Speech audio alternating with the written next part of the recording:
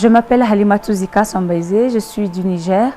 Je suis la présidente de la cellule des filles leaders du Niger et en même temps la présidente de la plateforme africaine des jeunes femmes leaders francophones. J'ai été invitée par UAF Africa pour prendre part au lancement et au festival de la République féministe. Donc UAF est un partenaire de notre organisation avec lequel nous avons récemment organisé le Forum africain des jeunes femmes leaders francophones. Nous ayons permis de mettre en place la plateforme PLAGELF, plateforme africaine des jeunes femmes leaders francophones. C'est à ce titre-là que j'ai été invitée pour prendre part à ce forum et au lancement de cette République féministe.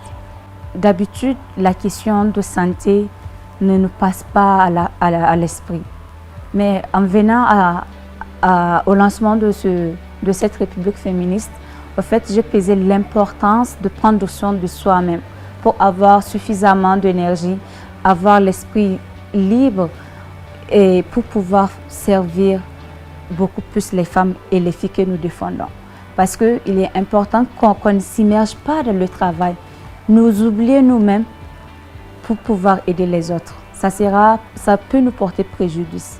Mais la République féministe est un bon cadre et c'est une belle rencontre qui nous a permis de savoir qu'on peut prendre soin de soi en voulant servir les autres également et que c'est très important. Je pense que cette rencontre m'a permis de savoir que les féministes, nous avons à peu près les mêmes problèmes. Le manque de temps pour nous-mêmes, vouloir faire 1000 choses et une chose à la fois.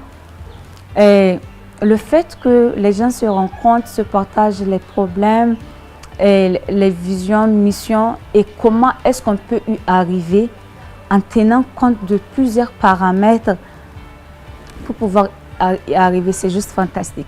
Donc je trouve vraiment le cadre très important qui doit être vraiment mis à l'échelle pour que les autres femmes féministes aussi sachent plutôt qu'en travaillant, elles doivent aussi prendre soin d'elles pour être plus efficaces, plus efficientes et pour que leur travail soit vraiment plus palpable et plus poser des actes plus concrets.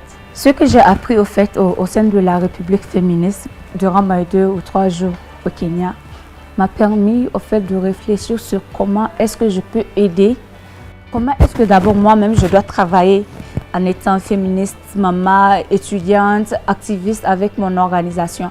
Comment est-ce que je pourrais faire un bon timing, un time management pour moi-même, pour notre plan d'action, comment est-ce que ça peut se passer pour que moi et mes membres ne plongeons pas dans le travail jusqu'à en être consumés.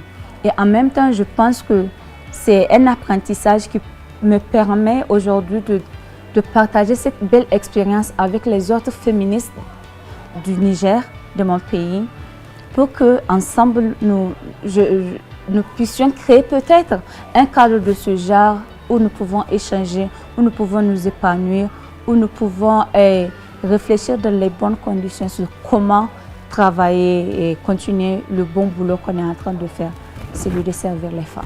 Mon message pour l'UAF, c'est que vraiment, ils doivent continuer à épauler les femmes et spécialement les jeunes femmes. Ces genres de cadres nous permettent de voir qu'il y ait des débats intergénérationnels qui nous permettent de voir le combat que nos mamans ont posé et sont en train de faire.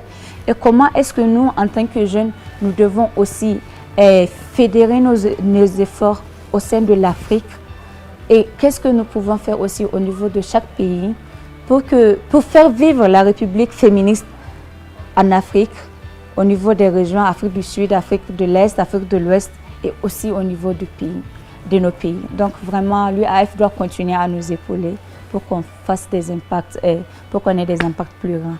Merci.